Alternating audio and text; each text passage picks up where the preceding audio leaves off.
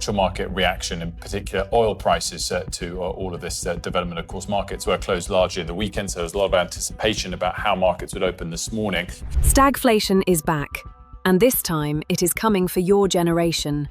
If you don't know that word, you need to, because every generation that came before yours learned it the hard way. Your grandparents learned it in 1973, when oil prices quadrupled overnight, and Britain was put on a 3-day working week. Your parents learned it in 1979, when the UK base rate hit 17% and inflation peaked above 25%. Analysts suggest that for every $10 increase in the Brent crude price, consumers could see their petrol rise by 7 pence per litre. And if you were an adult in 2008, you learned a version of it when the financial system collapsed and took a decade of savings with it. Each time, the pattern was the same. An oil shock, rising prices, stagnant wages, interest rates that couldn't fix both problems at once, and a generation that emerged financially worse off than the one before. According to the European Central Bank, the Iran war has raised the risk of stagflation across Europe's major economies. According to Bank of America, what they're calling the war dividend so far is, their words, mild stagflation. According to the IMF's April World Economic Outlook, global growth has been downgraded to 3.1%, while inflation has been revised up to 4.4%. Prices are rising, growth is slowing, and the tools that are supposed to fix one problem make the other worse. This is the 6th and final video in the Brain and Bank War Economy series. The first 5 showed you how the Iran war is raising your fuel costs, your food bills, your energy prices, your mortgage payments, and who is profiting from the chaos. This one pulls back to show you the full picture. Because what you're living through right now is not a collection of separate problems, it is one thing, one condition, and it has a name: stagflation. But I keep hearing the S word recently, and that's for stagflation, and that's what we're digging into on today's Stocks in Translation. Let me explain what it actually is, because the word sounds like jargon. It's not. It's the simplest and most devastating economic condition you can face as an ordinary person. In a normal economy, when prices rise, it usually means people are spending more and businesses are growing. Central banks respond by raising interest rates to cool things down. Growth stays healthy. Jobs stay plentiful. The system balances itself. In a recession, the opposite happens. Growth stalls. People spend less. Businesses cut back.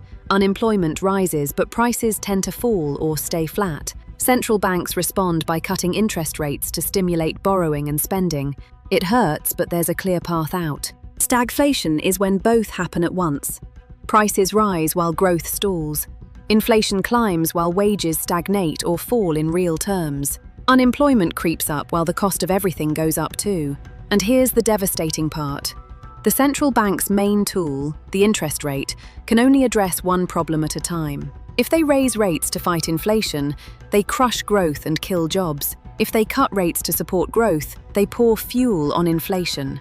There is no clean answer. Every move makes one problem worse while trying to fix the other. According to a House of Lords library analysis of the UK economy in the 1970s, the stagflationary crisis defined the decade and left Britain in what they called a sorry state. According to academic research published in Science Direct, the peak rate of consumer price inflation in the UK hit 25% in 1975. That is not a misprint. 1 in 4 pounds of purchasing power disappeared in a single year. Now let me show you what that looked like for ordinary families. Because numbers on a screen don't capture the reality of what stagflation does to a household. In October 1973, the Yom Kippur War triggered an oil embargo by Arab members of OPEC. According to Al Jazeera's historical comparison, oil prices surged from less than $3 a barrel to more than $12 within months. That is a 400% increase. Petrol stations ran dry. In the United States, fuel was rationed by license plate number.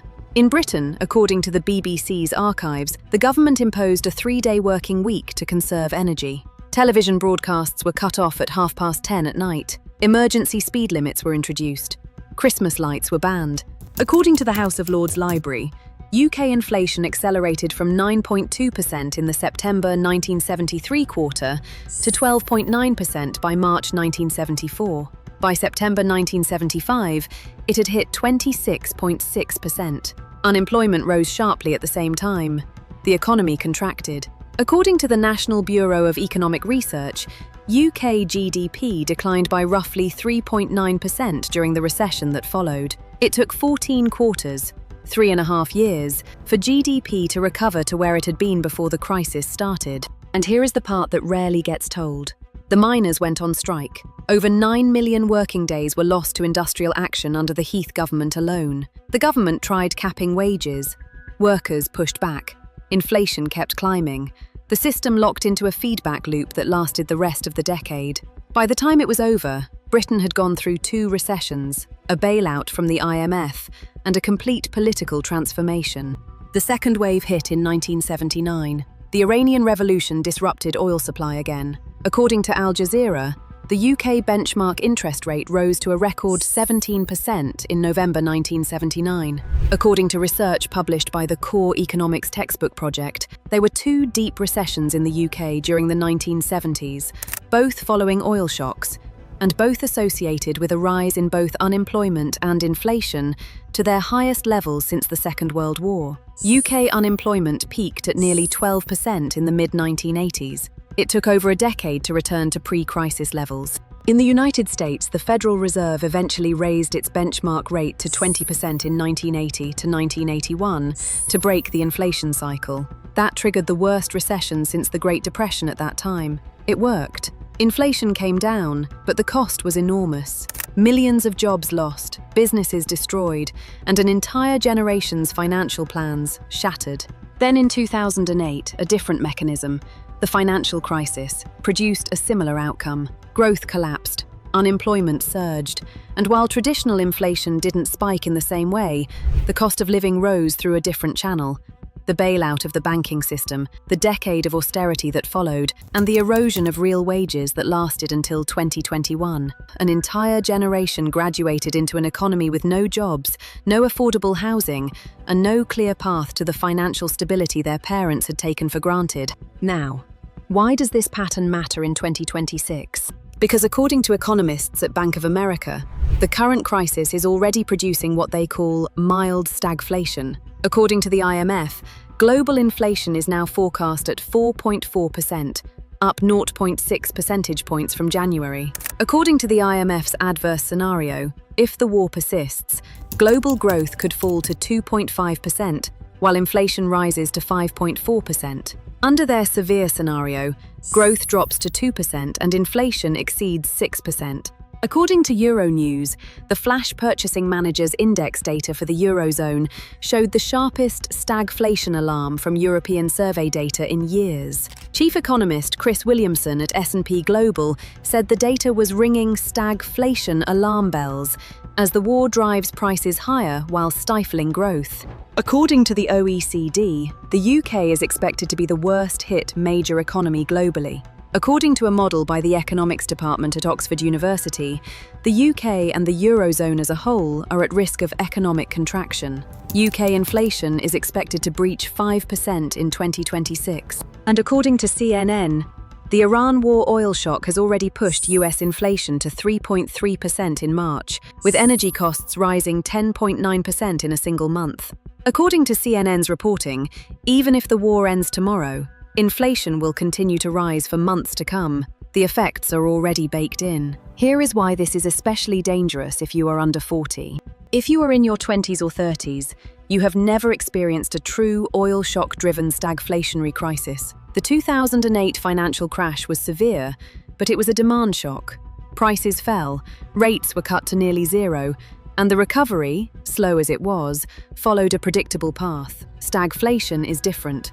Prices rise, rates can't be cut, and the recovery doesn't follow a clear path because the central bank is fighting 2 enemies at once. According to the Brookings Institution review of warflation history, warflation that lasts longer than 2 to 3 months begins embedding itself in wage and price expectations, making stagflation increasingly likely regardless of the conflict's eventual outcome. We are now past that 2 to 3 month threshold. If you are in your 40s or 50s, you may remember the tail end of the 1970s or the austerity of the 2010s. But this time, the starting conditions are worse. According to the House of Commons Library, UK energy bills are still 35% higher than pre-energy crisis levels, even after the April price cap reduction. House prices have risen to the point where the average first-time buyer needs a deposit that is several times what it was a generation ago. And according to Money Facts, average mortgage rates have surged from 4.83% to 5.9% since the war began. If you are approaching retirement, your pension pot is exposed to the same bond market volatility that is driving up mortgage rates. When gilt yields spike, the value of existing bonds falls. Many defined contribution pensions hold gilts as a supposedly safe asset. In a stagflationary environment, that safety evaporates. And if you run a small business, you are absorbing every one of these cost increases: fuel, energy, materials, wages, while your customers are spending less because their own budgets are being squeezed. According to the S&P Global PMI data, new orders across Europe declined for the first time in 8 months in March. Demand is falling. Costs are rising. That is the stagflationary trap. The pattern is the same every time. The oil shock arrives, inflation surges, central banks hesitate, wages fail to keep up, savings erode, and the people with the least financial cushion get hit the hardest, while those with assets, commodities, and inside information profit from the volatility. We showed you in this series who profits. Oil companies posting record revenues, Iran charging $2 million per ship in tolls, Russia's oil exports rising during a war meant to contain its influence, traders placing $580 million bets 15 minutes before presidential announcements. The cost flows down, the profit flows up. That is not a side effect. That is the design. Here are 5 things you can do to protect yourself. Number 1. Lock down your fixed costs now. If you have a mortgage, explore fixing your rate before the next Bank of England meeting on April the 30th. If you have an energy contract, compare fixed deals before the July price cap increase of up to £330. If you have a car loan, personal loan, or credit card debt on a variable rate, call your lender and ask about fixing. In a stagflationary environment, fixed costs are your shield. Variable costs are your exposure. Number 2. Ruthlessly audit your spending for the next 6 months. Stagflation means your money buys less while your income grows more slowly. The gap between income and expenses is the number that matters. Sit down this weekend and map every recurring payment. Cancel what you don't use. Downgrade what you can. Switch to own brand groceries. Batch cook. Use fuel comparison apps. Every pound you save on something you don't value is a pound that covers something you do. Number 3. Build a 3 to 6 month emergency buffer. If your salary stayed the same for the next 3 years while prices kept rising, which expense would break you first? That is the question stagflation forces you to answer. Start building a cash buffer now. Even £20 a week reaches over £1,000 in a year. Put it somewhere accessible, but separate from your main account. In the 1970s, the crisis lasted years. You do not want to be building a buffer after the squeeze has already started. Number 4. Review your pension and investment exposure. If you have a workplace pension or ISA, log in and check what you actually hold. Many default pension funds are heavily weighted toward bonds. In a rising yield environment, bond values fall. Some funds also hold commodities or inflation-linked assets that perform well during stagflation. You don't need to become a fund manager. You just need to understand whether your money is positioned for the environment we are actually in, not the one we were in 6 months ago. Number 5. Invest in your earning power.